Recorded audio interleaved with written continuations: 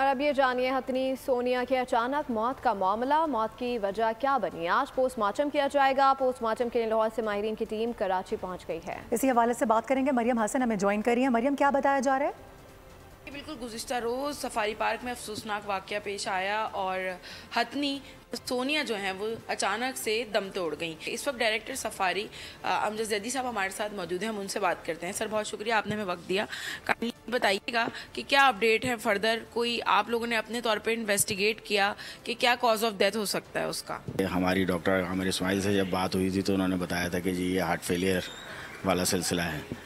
فورپاس کی ٹیم جو ہے وہ ظاہر ہے اسے ملک سے باہر سے آنا تھا تو وہ ڈیلے ہو رہا تھا مسئلہ، تو ڈاکٹر غلام مصطفیٰ پروفیسر ہیں ہمارے لاہور یونیورسٹی کے US کے، تو وہ جو ہیں تشریف لا چکے ہیں اپنی ٹیم کے ساتھ، اور ود ان آر انشاءاللہ ہم جو ہے پروسیس شروع کر دیں گے۔ دیکھیں ماشاءاللہ ہیلتھ کے حساب سے 27 کو فورپاس کے جو ڈاکٹرز آئے ہوئے تھے انہوں نے ہمارے جتنے اینیملز ہیں زو اور سفاری کے ان سب کو کلیئر قرار دیا تھا، صحت مند قرار دیا تھا، اور اچانک جو ہے ہمارے ساتھ سونیا کا یہ کل واقعہ ہو گیا۔